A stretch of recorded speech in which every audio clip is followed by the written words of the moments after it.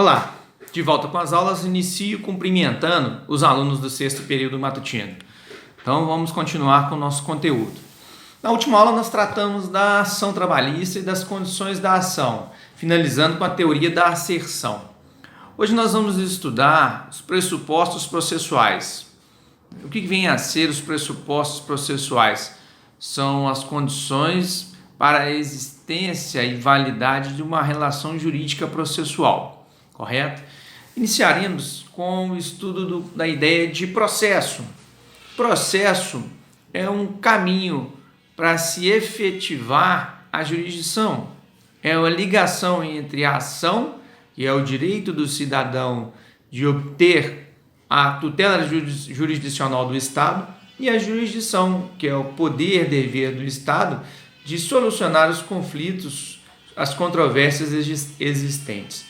Então, para ligar o direito de ação do cidadão à jurisdição, nós temos o processo, que é um meio ético e eficaz de se prestar à tutela jurisdicional do Estado. Mas para que esse processo possa ter validade, para que se obedeça o devido processo legal, é necessário analisar a presença dos chamados pressupostos processuais, certo? E os pressupostos processuais, esses requisitos de existência e de desenvolvimento válido e regular do processo, eles são divididos em duas espécies: os pressupostos processuais de existência e os pressupostos processuais de validade. Já os pressupostos processuais de validade subdivide-se em pressupostos processuais de validade positivos e pressupostos processuais de validades negativos. Perfeito? Vamos à análise dos pressupostos processuais de existência. Para que exista um processo válido, nós precisamos identificar três pressupostos: a petição inicial, a citação e a jurisdição. Então, petição inicial, jurisdição e citação. Caso não existam esses pressupostos, nós vamos ter os autos. Nós vamos ter uma série de com um conjunto de atos praticados, mas nós não vamos ter processo conforme assegurado pela Constituição Federal, um devido processo legal para que possa possibilitar a perda da liberdade ou do patrimônio ou o cumprimento de obrigações de terceiros. Nós teremos autos, mas nós não teremos um processo, nós não podemos falar nem em existência do processo. Então, os requisitos são a petição inicial. No processo do trabalho, previsto no artigo 840, nós temos a chamada reclamação. A ação por excelência é chamada reclamação, e a reclamação pode ser feita de forma escrita ou forma verbal. Então, é indispensável a provocação, observando o princípio do dispositivo ou da demanda. O processo deve ser iniciado pela parte interessada. Sem a provocação da parte interessada, nós não temos o início do processo. O magistrado de ofício não pode instaurar um processo judicial. Deve respeitar esse princípio da demanda ou do dispositivo, ou seja, deve haver a petição inicial. O segundo requisito de existência, o segundo pressuposto processual de existência do processo é a jurisdição. Sem jurisdição nós não temos processo. A reclamação deve ser apresentada perante um órgão judicial investido de jurisdição. O magistrado que não é investido de jurisdição não tem competência nem legitimidade para julgar. Então, um exemplo: um juiz aposentado, ele não está investido de jurisdição, ele não está mais no exercício do cargo, então ele não tem mais jurisdição para decidir um conflito surgido entre partes. Perfeito? E o terceiro e último requisito de existência do processo é a citação. A citação é o ato pelo qual o réu reclamado na Justiça do Trabalho é chamado para, primeiro, conciliar, e não havendo conciliação, para apresentar a sua defesa, para que possa exercer seu direito de ampla defesa, para que possamos ter o contraditório e, ao final, ser proferida uma sentença justa com a oitiva do argumento de ambas as partes, perfeito? Além dos requisitos de existência, dos pressupostos processuais de existência do processo, nós temos os pressupostos processuais de validade. E os pressupostos processuais de validade são divididos em duas classes. Os pressupostos processuais positivos de validade. Esses pressupostos processuais positivos são observados dentro da mesma relação jurídica processual, dentro da própria relação jurídica processual. Então, no processo devem estar observados e presentes esses pressupostos processuais positivos de validade. E quais são eles? São 6 os pressupostos processuais positivos de validade. Primeiro, a petição inicial apta. Segundo, a competência do juízo. Terceiro, a capacidade postulatória. Quarto, a capacidade processual. Quinta, a citação válida. E sexta, a imparcialidade do juiz. Então vamos a eles. Primeiro, a petição inicial apta e válida. Olha, no processo do trabalho, em razão do princípio da informalidade das formas, da simplicidade das formas, da informalidade, não é exigido, não são exigidos todos os requisitos previstos no artigo 319 para a validade da petição inicial. A reclamação prevista no artigo 840, parágrafo 1º da CLT é mais simples, os requisitos estão lá nesse dispositivo legal agora citado, artigo 840, parágrafo 1º da CLT.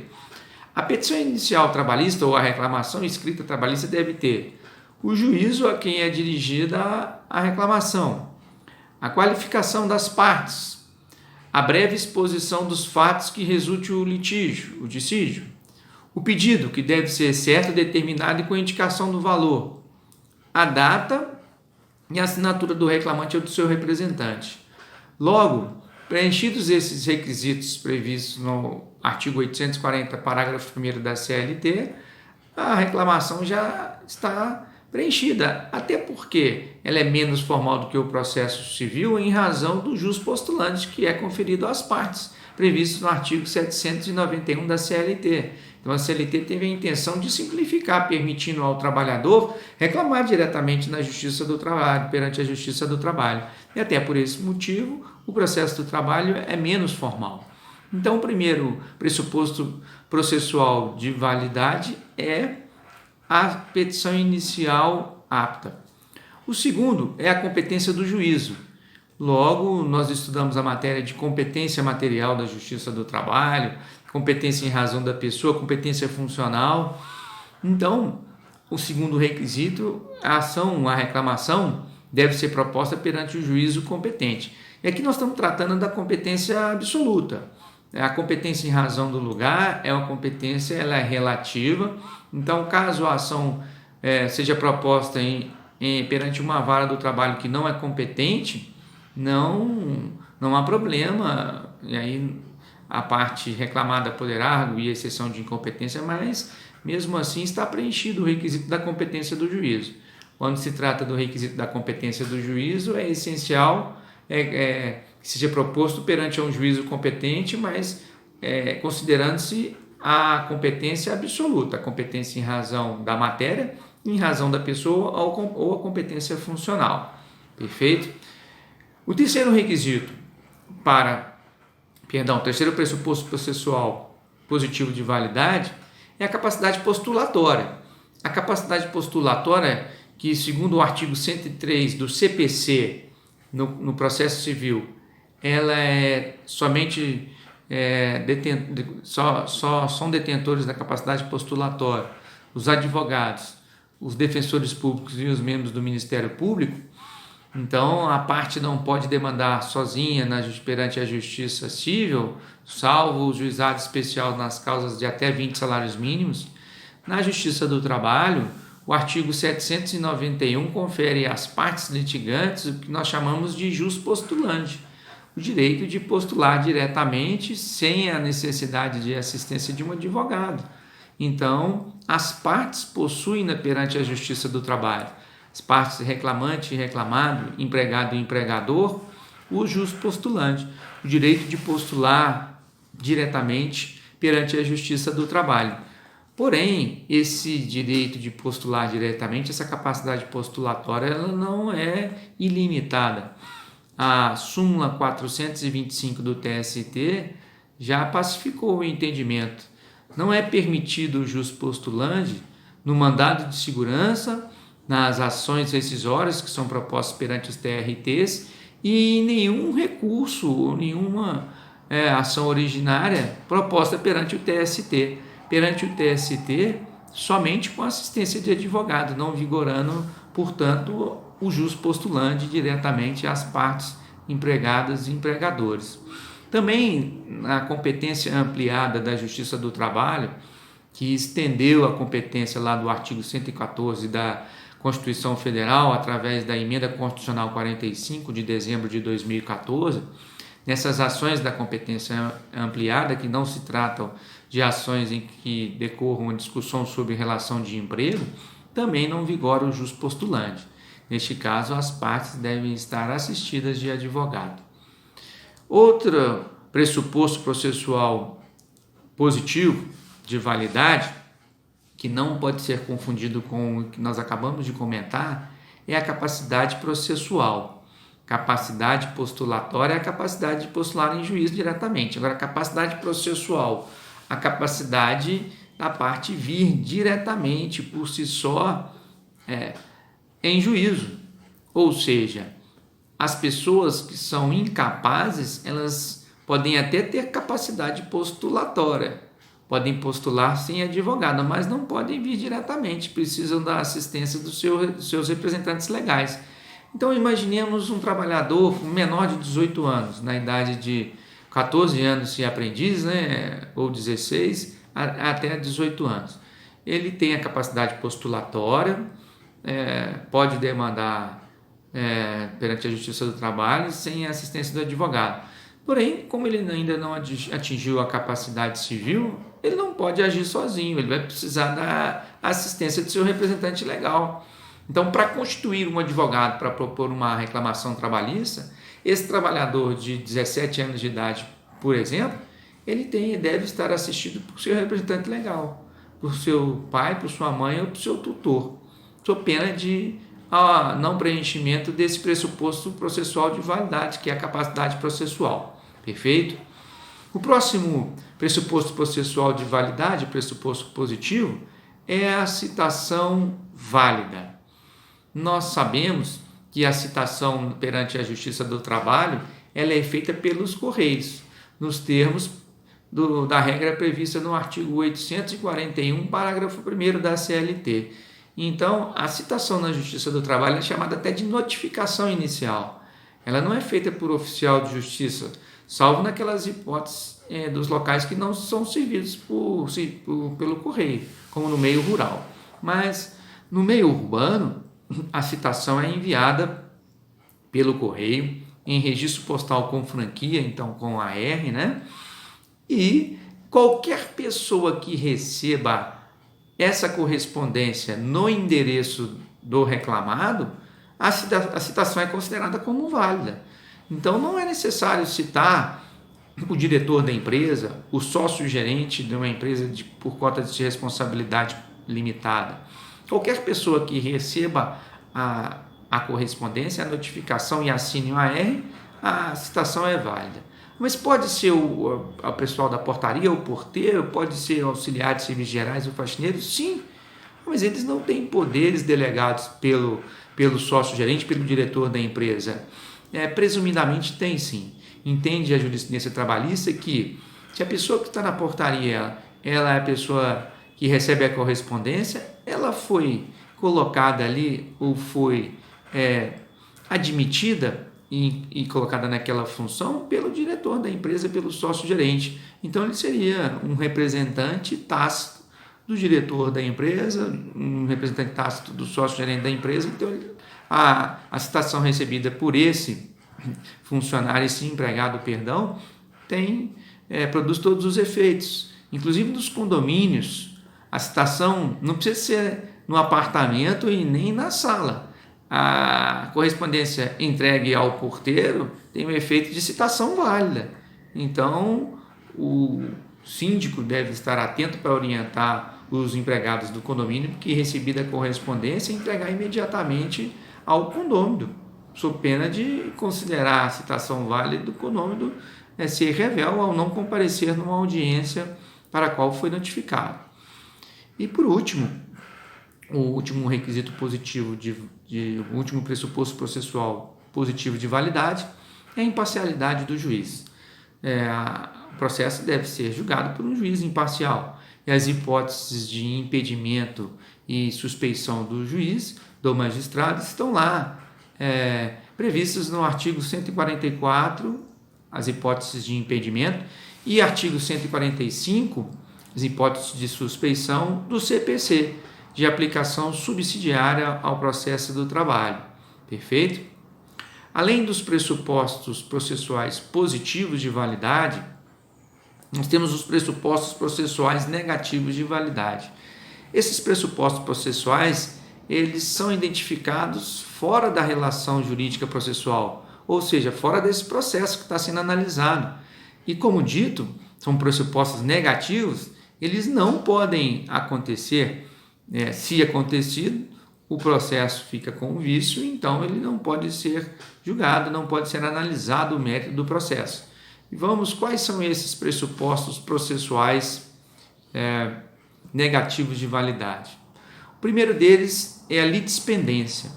Então, a litispendência é a repetição de um processo já existente em um processo idêntico, que ainda não teve julgamento com trânsito em julgado. Então, identidade de partes, de causa de pedir e de pedido. A questão que se vem à tona no processo do trabalho é se a ação coletiva ela gera litispendência como uma ação individual. Então, uma ação para a defesa de direitos coletivos, por exemplo, proposta pelo Ministério Público do Trabalho ou proposta pelo sindicato, com qual finalidade, qual a causa de pedir? Uma discriminação odiosa feita por um empregador.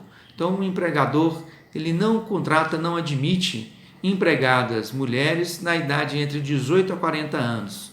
Claro, aqui evidentemente, porque está tentando impedir que as mulheres empregadas gozem do benefício da licença maternidade.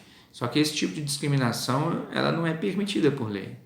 Então, o Ministério Público do Trabalho ou o sindicato da categoria profissional ajuizam ações coletivas visando a coibir essa prática deletéria praticada pelo empregador e pleiteando a indenização por dano moral coletivo.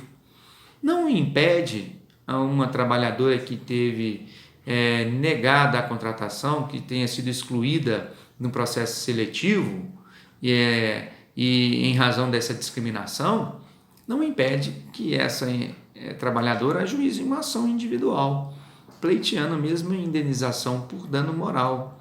A ação coletiva não caracteriza litispendência com a ação individual. Perfeito?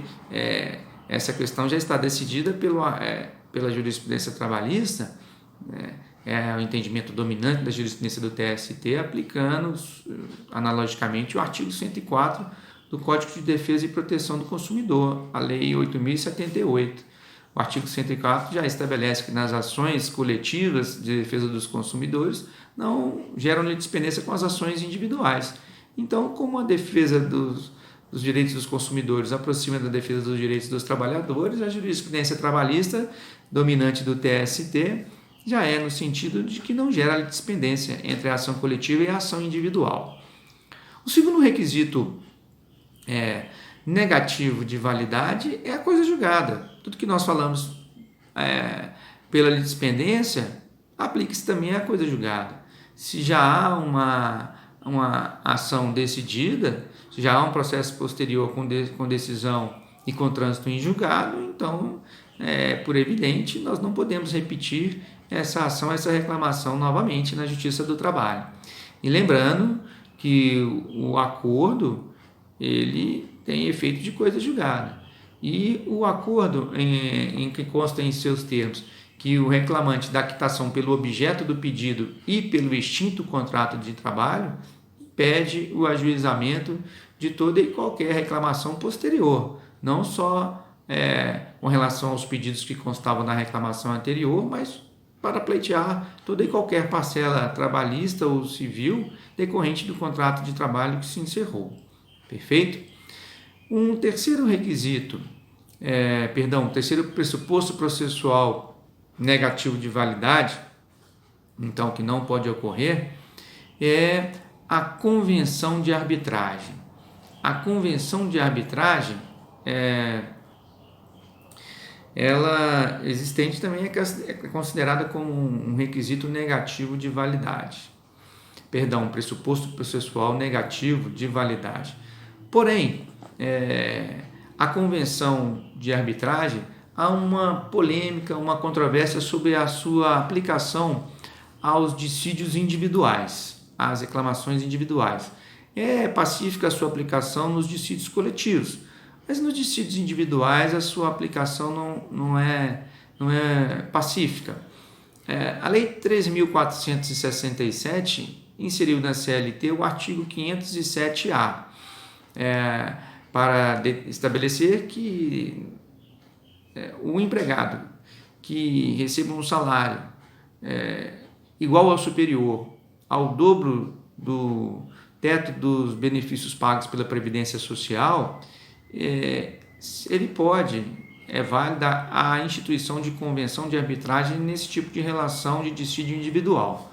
Então, hoje, o valor do teto de benefício da Previdência Social é R$ 6.102.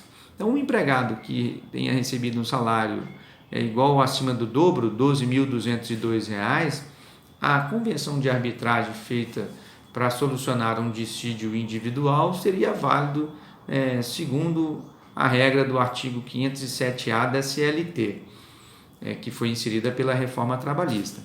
Porém, há aí a discussão perante alguns autores, especialmente Bezerra Leite, entendendo que essa regra seria inconstitucional, por contrariar o artigo 7º, inciso 32 da Constituição Federal, que estabelece que não haverá distinção entre o trabalho manual, o trabalho técnico ou o trabalho intelectual. Então, presumidamente, esses trabalhos que geram remuneração mais elevada são decorrentes de trabalhos intelectuais. Então, ao fazer essa distinção, a CLT estaria contrariando esse dispositivo constitucional citado, o que geraria uma inconstitucionalidade desse artigo 507-A da CLT. Mas, enfim, vamos esperar a manifestação do TST e, no caso de inconstitucionalidade, do Supremo Tribunal Federal. Um quarto requisito, pressuposto processual negativo de validade, é a perempção. A perempção trabalhista, que é diferente da perempção do processo civil.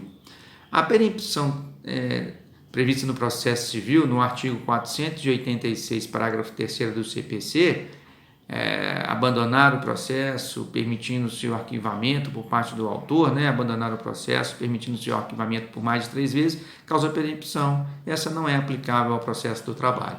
No processo do trabalho, nós temos uma perempção específica, prevista no artigo 731 e 732 da CLT. Lá está previsto: o reclamante que por duas vezes permite o arquivamento da reclamação por falta injustificada à audiência, ele, para reclamar pela terceira vez, deverá aguardar 6 meses. Perfeito? Então, essa é a perempção trabalhista, previstas no artigo 731 e 732 da CLT.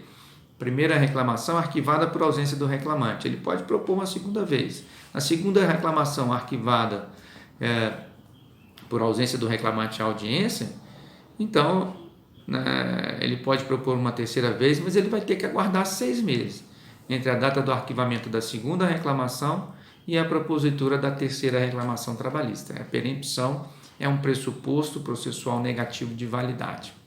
O quarto pressuposto processual negativo de validade é a falta de caução ou de outra prestação exigida por lei. Esse pressuposto não é muito aplicável na Justiça do Trabalho, porque como se trata de reivindicação por parte dos trabalhadores de direitos sociais, não há que se falar em prestação de caução ou prestação de qualquer outra modalidade de prestação exigida por lei. Então, não é um requisito que é próprio da Justiça do Trabalho. E, por último, o sexto pressuposto processual negativo de validade é a ausência de submissão da controvérsia ou da tentativa de conciliação perante a Comissão de Conciliação Prévia. A Comissão de Conciliação Prévia é instituída no artigo 625-D da CLT, estabelecendo que a parte reclamante deverá propor a reclamação trabalhista perante a Comissão de Conciliação Prévia, que tentará, como o nome diz, conciliar as partes. O acordo feito perante a Comissão de Conciliação Prévia tem efeito de coisa julgada. A questão que surge é a seguinte: a submissão da reclamação perante a Comissão de Conciliação Prévia é uma faculdade do trabalhador ou é uma obrigação? Deve-se passar pela comissão antes de se procurar o Poder Judiciário e a Justiça do Trabalho. Então, nos termos da decisão já do Supremo Tribunal Federal, acompanhada pela jurisprudência do TST, já está decidido que é uma faculdade do trabalhador. Não há exigência do trabalhador procurar a Comissão de Conciliação Prévia para tentar uma conciliação.